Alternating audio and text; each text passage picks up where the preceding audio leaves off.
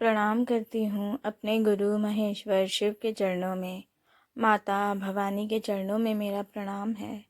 इस कालखंड के प्रथम शिव शिष्य साहब श्री हरेंद्रानंद जी के चरणों में मेरा प्रणाम है। शिव शिष्य परिवार की शक्ति दीदी नीलम आनंद जी के चरणों में मेरा प्रणाम है। शिव गुरु कारवां के माध्यम से हमसे जुड़ने वाले आप सभी को मेरा प्रणाम है। पुस्तक अनमिल आखर के माध्यम से हम सब साहब दीदी के जीवन के विषय में जान रहे हैं। साहब ने जो स्वप्न देखा था, जो उनका संकल्प था शिव को जन जन का गुरु बनाने का, वह सपना अब साकार रूप ले चुका था। अब शिव शिष्यों की संख्या में दिनों दिन बढ़ोतरी हो रही थी। लोग शिव को अपना गुरु मान रहे थे और अपना कल्याण निश्चित कर रहे थे। अब आगे की घटना को जानते हैं। साहब मधेपुरा के गम्हरिया मैदान में 2 दिवसीय शिव गुरु महोत्सव के लिए गए थे, जहां 1 दिवसीय शिव गुरु महोत्सव के बाद आंधी तूफान आया, जिसके चलते दूसरे दिन की चर्चा को स्थगित कर दिया गया था। खैर, उस आंधी तूफान में किसी को कोई भी चोट नहीं आई। शिव गुरु की दया से सब सकुशल अपने घर लौट गए। हवा के दबाव के विरुद्ध जब आप आते हैं तो एक अजीब सी गुदगुदी होती है। शायद पंछियों को ईश्वर ने यह नैसर्गिक गुण दिया है, तभी तो उन्हें ऐसा नहीं होता होगा। बादलों के साथ और बादलों के बाद जब हवाई जहाज उड़ रहा होता है, तब छोटी सी खिड़की से बाहर देखने का आनंद ही अलग होता है। ढलते सूरज का प्रकाश जब बादलों से छन कर आता है तो दृश्य मनमोहक और मनोरम हो जाता है। उद्देश्य जब व्यापक होता है तो मन इस तरह के दृश्यों को खोजता है। वरेण्य गुरु भ्राता भी झरोके से बाहर देखते हुए मंद मंद मुस्कुरा रहे थे। फ्लाइट दिल्ली के इंदिरा गांधी हवाई अड्डे पर लैंड कर चुकी थी। साहब दीदी के साथ थे। वैसे शिव शिष्यों की एक छोटी टोली भी थी। देश की राजधानी दिल्ली, विशालतम लोकतंत्र का वाहक भारत और उसकी आन बान शान की घोतक दिल्ली। दीदी की तबीयत बहुत दिनों से खराब चल ही रही थी, इसीलिए सर्वसम्मति से यह निर्णय लिया गया कि दीदी को दिल्ली के एम्स अस्पताल में दिखला दिया जाए। पटना के डॉक्टरों ने भी उनकी किडनी में शिकायत बताई थी और दिल्ली रेफर कर दिया था। डॉक्टर अमित कुमार जी, जो उनके दामाद भी हैं, उनकी देखरेख में अखिल भारतीय आयुर्विज्ञान संस्थान में दीदी को भर्ती करवा दिया गया। वहां अस्पताल के बिस्तर पर लेटे हुए कुछ लोगों के साथ बातचीत कर रही दीदी ने देखा कि बगल में एक अधेड़ उम्र की महिला दर्द से कराह रही है। उन्होंने उनसे उनका कष्ट पूछा तो उसने बताया कि उसे ब्लड कैंसर है। ममता की प्रतिमूर्ति की ममता जाग उठी। दूसरों के दुख दर्द में स्वयं को दुखी और दूसरों की खुशी में अपनी प्रसन्नता तलाश करने वाली दीदी का शरीर स्वयं ही अस्वस्थ था। दूसरों को रोग मुक्त करने की चाहत उन्हें जाने अनजाने स्वास्थ्यगत परेशानियां देती रहती थी। वैसे भी दूसरों के कष्ट को हर कर खुद दर्द झेलने में इन्हें महारत हासिल थी। किसी के कर्मफल का परिणाम अगर आप अपनी कोशिश से कम या ज़्यादा करते हैं तो उसका प्रतिफल तो लेना ही होता है। उन्होंने उस महिला को शिव से निरंतर दया मांगने एवं नमः शिवाय का जप करने की सलाह दी। महाकाल का शिष्य स्वयं उपाय बता रहा है तो काल की पकड़ तो ढीली होनी ही थी। दूसरे दिन से ही उस महिला की स्थिति में सुधार होने लगा। दूसरी ओर दीदी की तबीयत में गिरावट आने लगी। उनकी बिगड़ती स्थिति को देखकर साहब ने पूछा कि आपने किसी से बात की है क्या? वे भांप चुके थे कि अचानक दीदी की तबीयत ज़्यादा कैसे खराब हो गई। पहले तो दीदी टाल गईं। उनकी बात को फिर धीरे से कहा, जी, मैंने बगल वाले बेड पर जो औरत थी उसे शिव शिष्य बनाए थे। वो असहाय दर्द से परेशान थी, इसलिए नमः शिवाय भी करने को कहा था। उसी के बाद से तो वह बेहतर महसूस करने लगी और देखिए ना, महादेव की ऐसी दया हुई कि डॉक्टर ने उसे डिस्चार्ज भी कर दिया। यह सुनते ही साहब ने अपना माथा ठोकते हुए कहा, ये क्या किया आपने? अभी तो आप खुद ही बीमार हैं। आपको डॉक्टरों ने आराम करने की सलाह दी है। ऐसा करने से तो तबीयत और बिगड़ जाएगी आपकी, और देखिए बिगड़ भी गई है। दीदी का उत्तर स्पष्ट था। मैं बीमार होने के बावजूद भी आपकी चिंता कर सकती हूँ, बच्चों के बारे में सोच सकती हूँ, तो महादेव का काम कैसे छोड़ सकती हूँ? अपने लिए तो सभी जीते हैं। साहब अर्धांगिनी की बात सुनकर निःशब्द थे। हालांकि वे इनके स्वभाव से वाकिफ थे, इसीलिए बस अपना ध्यान रखने को ही कह पाए। 2 दिन बाद दीदी की जांच का रिपोर्ट आया तो पता चला कि उनकी दोनों किडनियों ने काम करना बंद कर दिया है। अब उन्हें डायलिसिस की आवश्यकता है। डायलिसिस खून को साफ करने की डॉक्टरी तकनीक है जो मशीन के द्वारा संपन्न होती है। पत्नी के जीवन पर आई विपदा से साहब मर्माहत हुए, पर उनका तो मूल मंत्र ही है, रहना नहीं देश बेगाना। दीदी की डायलिसिस करवाने के बाद तीसरे दिन उन्हें लेकर लोग पटना वापस आ गए। पूस का महीना, कहने की आवश्यकता नहीं कि सर्दी किस हद तक होगी। ऑफिसर्स फ्लैट के ड्राइंग रूम में रूम हीटर जल रहा था। बिस्तर पर बैठी दीदी के चेहरे पर तनाव कोई भी आसानी से देख सकता था। सोफे पर साहब बैठे हैं, वहीं पास में बच्चे हैं और इसके अलावा कुछ करीबी। दीदी के चेहरे पर खिंचाई लकीरें इसलिए नहीं थी कि वे अस्वस्थ हैं, अपितु उन्हें शिव चर्चा में नहीं जाने देने की मुख्य बात थी। साहब ने कहा, आपकी तबीयत ठीक नहीं है, आप कहीं नहीं जा सकती। उनकी बात खत्म भी नहीं हुई कि बच्चों ने भी कहना शुरू कर दिया कि औरंगाबाद छोटी जगह है, वहाँ डायलिसिस और मेडिकल सुविधा भी नहीं होगी, सो माँ आपका जाना सुरक्षित नहीं है। यह सुनते ही दीदी के सुर्ख गालों पर 2-3 बूंद आंसू ढरक आए। वे समझ चुकी थी कि अब तो हमें ये नहीं ले जाएंगे। अगर हम शिव गुरु चर्चा में नहीं जाएंगे तो दवा भी नहीं खाएंगे। उनका यह वक्तव्य सभी के कानों में ऐसा बजा जैसे सड़क पर चल रहे हो और बच्चों ने शैतानीवश कोई पटाखा फोड़ दिया हो। सभी अवाक। साहब ने दीदी को देखा और बच्चों की ओर नज़र घुमाया। अब तो कहने सुनने को कुछ बचा भी नहीं था। पिछले 6 महीनों से मशीन और दवाओं के सहारे जीवित व्यक्ति कह रहा है कि वो दवा नहीं खाएगा। समर्पण की सीमा जब मन और शरीर से ऊपर उठ जाती है तब ऐसा संकल्प लिया जा सकता है। ऐसी ही थी राजमणि दीदी। नीलम आनंद। यह महादेव की असीम दया का फल है, तभी यह सोच सकती हैं और उनका प्रकटीकरण संभव हो सकता है।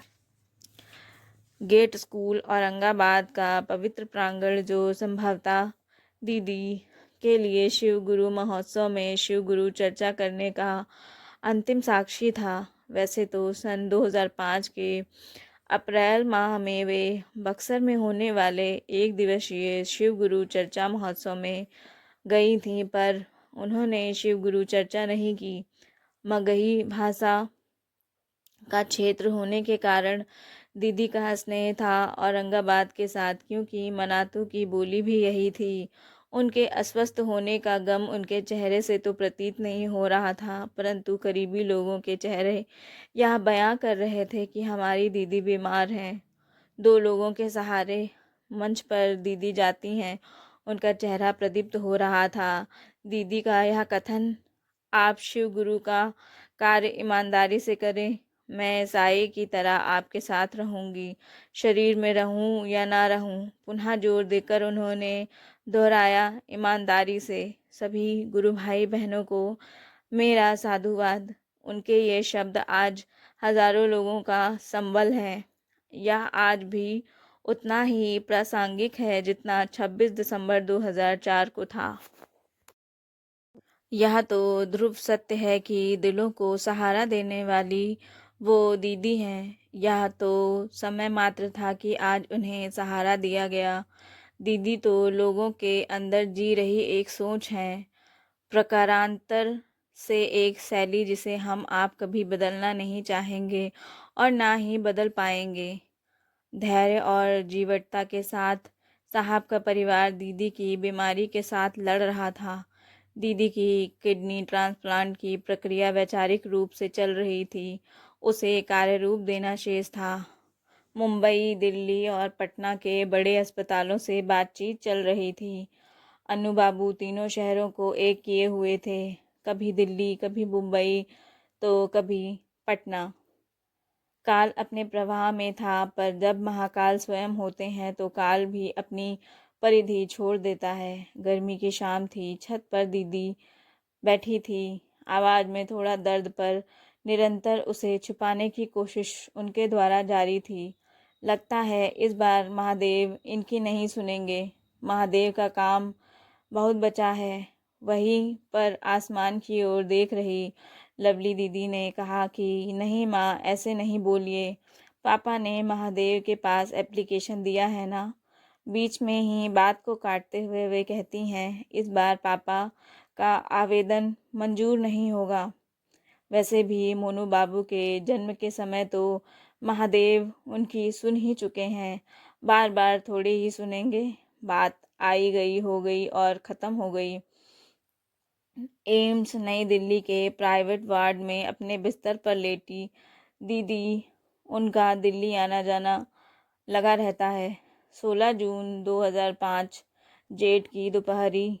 लवली दीदी माँ को पानी पिलाना चाहती हैं। दीदी के मुख से मुखरित ये शब्द सुनकर हतप्रभ रह जाती हैं। हटाओ पानी, अभी अभी पापा पानी पिलाकर गए हैं। वह भौचाक न होती भी तो क्यों, पापा तो रांची में हैं। सभी के चेहरे पर विस्मय। झारखंड उच्च न्यायालय में लंबित किसी सरकारी मामले के संदर्भ में साहब सरकारी काम से वहां गए थे।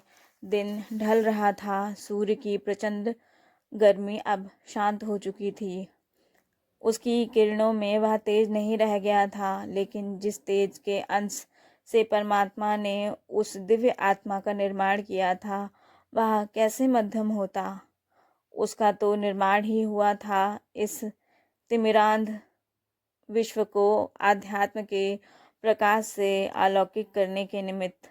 दीदी की दिनचर्या और खान पान में विशेष परिवर्तन नहीं आया था। वैसे तो उनकी इच्छा हो जाने पर उस चाहत का पूरा न होना असंभव सा था, पर तब भी मोनू बाबू ने उनसे पूछा कि माँ, आप मिठाई खाएंगी। दीदी को मैंगो शेक पीने की इच्छा थी, सो उन्हें पिलाया गया। मोनू बाबू लड्डू समेत कुछ मिठाइयाँ बाजार से ले आए। दीदी अपने पाँव के दर्द से उभर चुकी थी। उनके चेहरे पर दर्द से निजात पाने की कुछ सी झलक रही थी। वे कहती हैं, कई दिनों के बाद आज अच्छा लग रहा है। मुझे बहुत नींद आ रही है। लगता है न जाने कितने दिनों की नींद पूरी करनी है। शाम में जो मिठाई लाई गई थी उसे खा रही हैं और लवली दीदी से कहती हैं, मोनू और अमित जी का ख्याल रखना। मेरे कारण आप लोगों को बहुत परेशानी हुई है। पापा भी चिंतित रहते हैं। कल से हम बिल्कुल ठीक हो जाएंगे। तभी लवली दीदी ने कहा कि माँ, आप बिल्कुल ठीक हैं। आपको मामूली चेकअप के लिए लाया गया है। केवल आपके पाँव में ही दर्द था। हम लोग 1-2 दिन में पटना वापस चले जाएंगे। साहब और अन्नू बाबू थे तो रांची में, पर उनका मन दिल्ली में था। पल प्रतिपल की जानकारी लेते रहते थे। साहब से शाम में बात हुई थी कि अब उनकी तबीयत में सुधार है तो पटना वापसी के लिए कल का टिकट देखा जाए। शांत कमरे में लवली दीदी, मोनू भैया और अन्य गुरु भाई बैठे थे। कक्ष में फैला है बल्ब का चतुर्दिक प्रकाश। आंखें नींद में डूबने उतरने लगीं। सभी निद्रा मग्न। काल चक्र घूमता रहा। समय प्रातः 3:40। दरवाजे पर दस्तक हुई। लवली दीदी की आंखें खुली। उन्होंने बाहर खड़े आदमी का पाँव दरवाजे में लगे निचले शीशे से देखा और गुरु भाई से कहती हैं कि लगता है अमित जी आए है। दरवाज़ा खुला। इसी क्रम में नज़र माँ पर पड़ती है। उनकी आंखें खुली हैं। लग रहा है जैसे वे निनिर्मेष अमित जी को देख रही हों। पेशे से डॉक्टर अमित जी वस्तु स्थिति को भांपते हुए माँ की नब्ज टटोलते हैं और दौड़कर व्हीलचेयर ले आते हैं। सभी स्तब्ध। माँ का आधा शरीर अमित जी के हाथों में और मोनू बाबू ने उनके पैरों को अपने हाथों में ले रखा है। अमित जी कहते हैं जल्दी कीजिए। दीदी का शरीर पीछे की ओर झूलता देख लवली जी दीदी ने व्हीलचेयर को अपने पैरों से रोका और लटकते हुए सिर को हाथों में ले लिया। दीदी का पूरा शरीर अब इनके हाथों में था। तभी एक तेज कराह दीदी की आह महादेव, और यही उनके अंतिम शब्द थे। दीदी अपने बच्चों से कहा करती थी कि बेटा हम बिस्तर पर नहीं मरेंगे। व्हीलचेयर पर दीदी को बिठाकर सभी एम्स की इमरजेंसी वार्ड की तरफ दौड़े। 2-4 मिनट में ही दीदी को डॉक्टरी सुविधा मुहैया कराई गई। उसके बाद साहब को फ़ोन लगाया गया। जब उनसे कहा गया कि दीदी की सांसें आ जा रही हैं तो उनके मुंह से बस यही निकला, महादेव क्या चाह रहे हैं। इमरजेंसी में लगभग 20 डॉक्टरों की टीम ने पूरी शक्ति झोंक दी। स्वयं अमित जी ने भी आधे घंटे तक हृदय को सुचारू रूप से चलाने के लिए पंपिंग की, जिसे सीपीआर कहते हैं, किंतु लगी मशीनें कुछ अलग बयां कर रही थी। प्रातः 4:40 में डॉक्टरों के दल ने उनके शरीर को मृत घोषित कर दिया। 17 जून 2005 की सुबह दुखों का सैलाब लेकर आई। साहब लगातार फ़ोन पर थे। अब वो वक्त आ गया था जिसका अंदेशा उन्हें शायद पहले ही हो गया था, पर मन नहीं मान रहा था। भीतर कुछ था जो इसकी मनाही कर रहा था, और वह था 33 वर्षों का साथ, जो यह मान नहीं पा रहा था कि उनकी अर्धांगिनी अब नहीं रही। लवली दीदी ने बस इतना कहा कि आपके महादेव माँ को ले गए। कानों पर हथौड़े जैसी चोट। बस वे इतना ही पूछ सके कि मशीन सब कुछ खुल गई क्या। शरीर थोड़ा लड़खड़ाया, पर साथ खड़े अनु बाबू ने पापा को संभाला। जीवन पर्यंत पिता पुत्र को संभाल देता है, पर आज बेटे ने बाप को सहारा दिया। ऐसा लग रहा जैसे अचानक से कान सुन्ने हो गए, आंखें पथरा गईं। कठिन था सबको सूचना देना। दर्द के बादल जब फटेंगे तो तबाही ही लाएंगे, ये निश्चित था। पटना में दीदी की बड़ी बहू बरखा दीदी नन्ही सी बच्ची गौरी को साथ लेकर थी। गंभीर सवाल था कि वहाँ सूचना किसे दी जाए जो परिस्थितियों को संभाल सके। लगभग 4:45 उन्हें फ़ोन पर सूचना दी गई। इस निर्मोही सत्य ने उन्हें मूर्छित कर दिया। कुछ अपने जो वहाँ आ चुके थे उन्होंने दीदी को संभाला। कुछ दिनों बाद जब घटनाओं की परतें खुलने लगी तो उन्होंने बताया कि दिल्ली से फ़ोन आने के कुछ समय पहले गौरी अचानक से जग कर चिल्लाकर बहुत ज़ोर से रोने लगी थी, और उसके कुछ समय बाद ही दीदी के नहीं रहने की सूचना आई। यहाँ अनजाने लगाव का सूक्ष्म सूत्र था। क्या दिल्ली, क्या पटना और क्या रांची। आंसुओं के सैलाब के साथ बस था तो सूनापन। चारों ओर फैला सन्नाटा। सांसें थम गई थी। शरीर सन्न और हृदय शून्य। भौतिक और पारलौकिक ऊर्जा का विलक्षण समन्वय। दीदी, राजमणि, नीलम, आनंद अब नहीं रही। भारतीय आध्यात्म के इतिहास का निकृष्टतम क्षण मानने को मन नहीं करता, लेकिन सत्य था, एक शाश्वत सत्य। एक तरफ प्राची में भगवान भास्कर की शक्ति का उदय और दूसरी तरफ एक पारलौकिक शक्ति का इहलौकिक अस्त।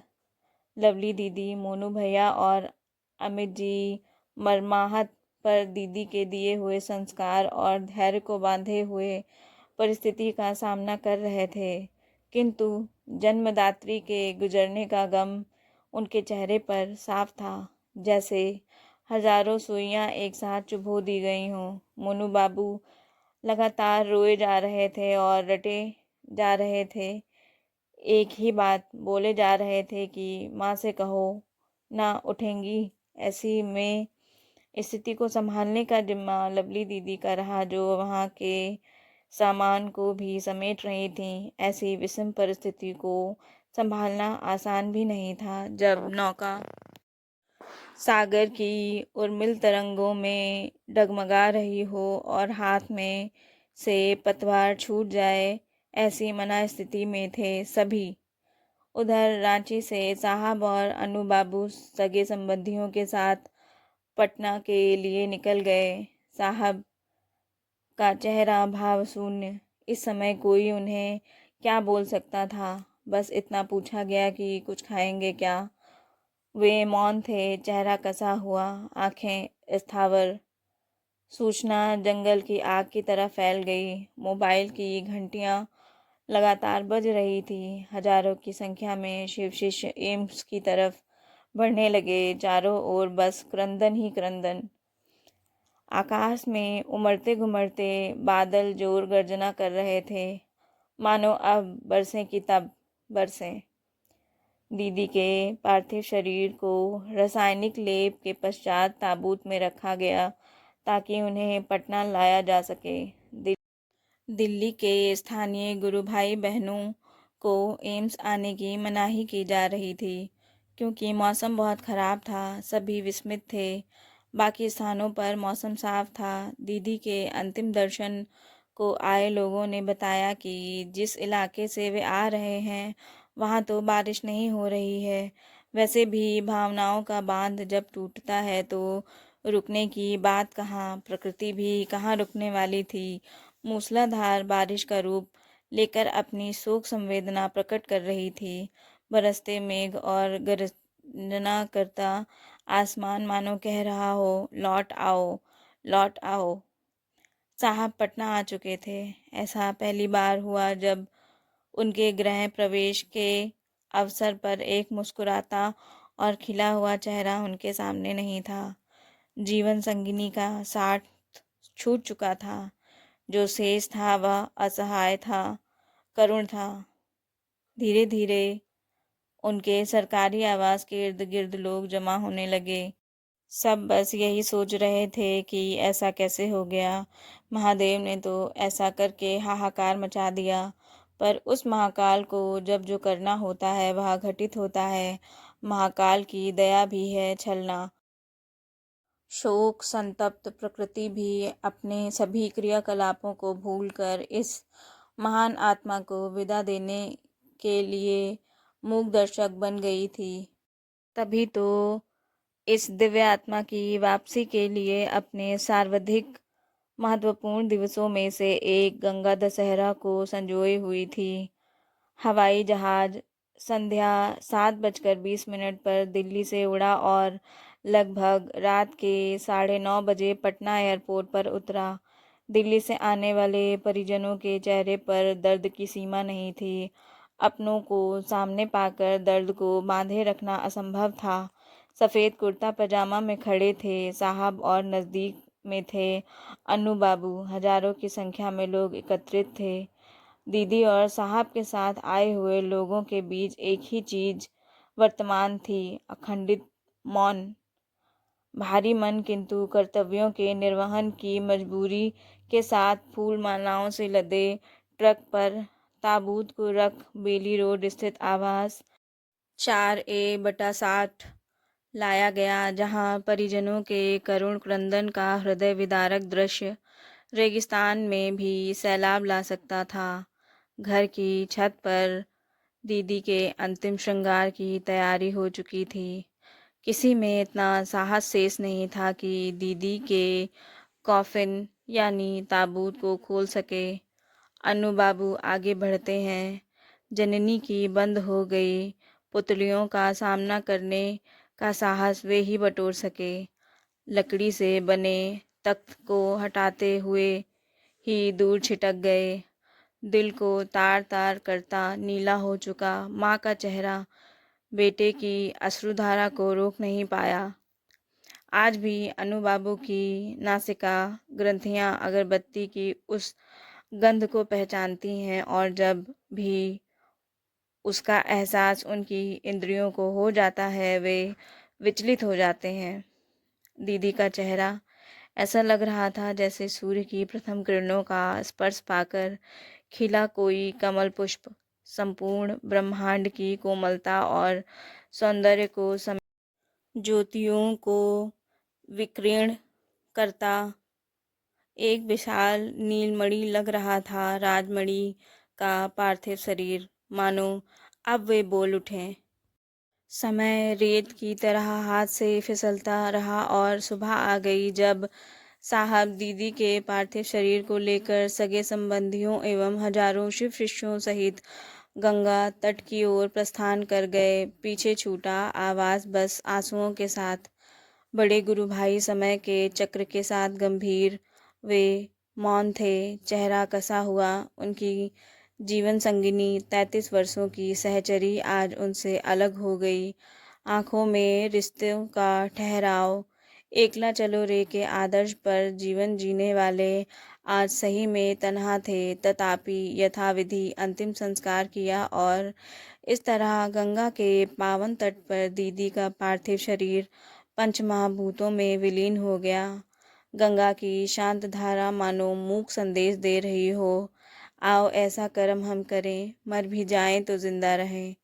अभी परिजन श्राद्ध कर्मादि संपन्न कर विदा हो रहे थे। साहब ने अपने ज्येष्ठ पुत्र से कहा, अनु बाबू आप अपनी स्कॉर्पियो गाड़ी 15 दिनों के लिए मुझे देंगे?